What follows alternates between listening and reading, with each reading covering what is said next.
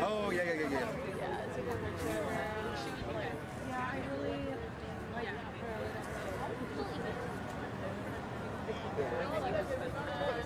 You need them to move? Well, no, I think I can read it. Thank you. Okay. Does anyone want to talk about what this group is about? Yeah, absolutely.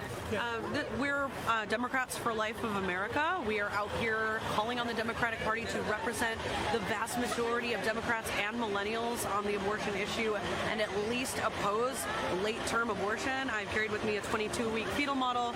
An abortion at this stage is legal in most states in America. It is viable, could survive outside the womb, and the vast majority of Americans do not support elective abortion at this stage.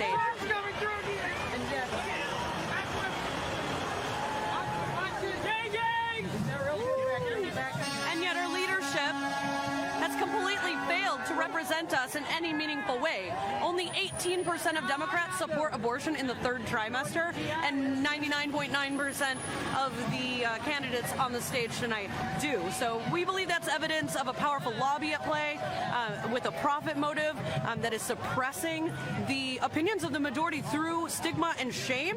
And we are out here to give a voice to the vast majority of Democrats who agree with us that at the very least, late-term abortion should be restricted for situations reserved sexual violence and cases where the life or health of the pregnant person is at risk. What did you think about the Virginia governor's statements about abortion? Yeah, pretty extreme. I think that those statements really put a fire under a lot of Democrats who feel that third trimester abortions or that straight up infanticide are absolutely in opposition to the basic values that most Democrats hold of equality, nonviolence, and non-discrimination.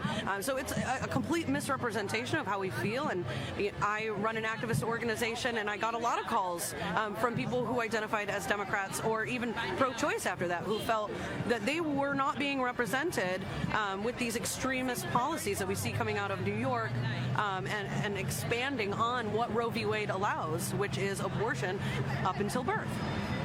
And who would be your chosen candidate right now, closest to your values in this regard? So obviously we don't have a candidate who is pro-life on the Democratic panel at this point, but we're encouraged by some of the things that Tulsi Gabbard has said. She has come out against third trimester abortion. She has called for abortion to be rare, which is actually a pretty progressive position this day and age for a Democrat to say, acknowledging even that abortion is not a very desirable or good thing. So we want to encourage that from other candidates as well as Tulsi. And so we're just going to continue to be out here to give a voice to our cause and to hopefully put pressure on the legislators to act in a way that is in accordance with the majority opinion. So right now, obviously Republicans are closer to pro-life stance than Democrats right now. What would prevent you or perhaps some other people here from supporting Trump, since he's more pro-life at the current moment than all the Democrat candidates right now? Sure. I think a lot of people have policy disagreements with a lot of different candidates, but the problem for pro-life Democrats is that these are very fundamental human rights issues for us. That's what keeps us on the left, is our commitment to the marginalized, to immigrants, to the LGBT community, to addressing the violence of police brutality, and all of these other human rights causes that our party has rightfully taken up. But they're missing, obviously, the most pressing human rights violation of our day, which is the deliberate destruction of the unborn. So it's really just, we're not in a position to be able to vote for anyone who's going to violate what we consider fundamental human rights. We're not in a position to give direct aid to any candidate who violates human rights.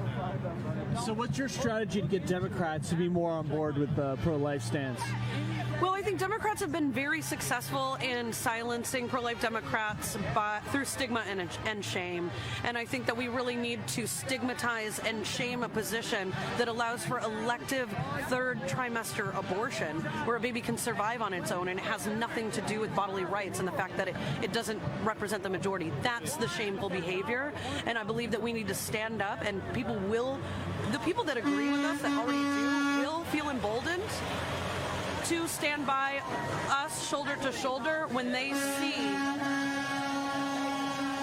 we are willing to stigmatize and shame this shameful behavior coming from our party. And so, just one last question: who would be probably like the least pro-life candidate right now that you see? Well, we see Bernie and Elizabeth Warren and Kamala Harris and Cory Booker. We see none of these candidates denouncing late-term abortion, none of them speaking out against infanticide.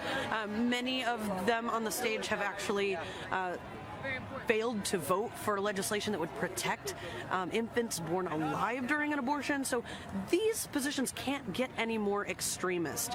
And I would say that they're all kind of on that equal playing field, where if you're not even willing to come out against infanticide and to say that there should be not just legal protections for infants born alive during abortion, but actual penalties for the doctors that let children die or kill them after they've been born, then they're holding an extremist position, and they're all equal. So you would support Trump's position to defund Planned Parenthood and correct. whatnot? Yeah. Absolutely. We're very pleased with some of the decisions that Trump has made, especially in regards to fetal tissue research.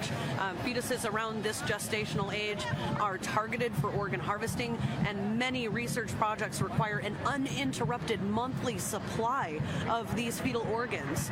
And in order to do these abortions for organ harvesting, they cannot use digoxin, which is the lethal injection that would kill them prior to the abortion.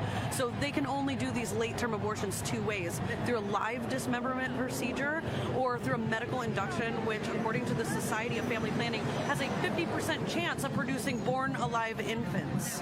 So these are very, very serious things that are happening that the Trump administration has addressed. But we need bipartisan support against these types of efforts so that we can pass legislation that will be more permanent and not just binding to the Trump administration.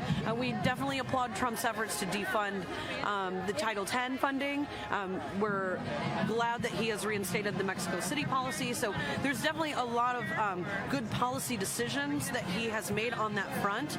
But for obviously pro-life Democrats, there are some other human rights factors that are generally a hurdle for us. What's your name? Terrisa Bukovinac. And what's your organization? I am here today with Democrats for Life of America, and I'm the founder and executive director of Pro-Life San Francisco. Thank you very much. Thank you. And I'm an atheist, and I live in San Francisco, and I'm a socialist, so anybody can be pro-life. All right. Thank you. Thanks so much. Oh, awesome. Have fun. Like a human rights. It was on Breitbart. But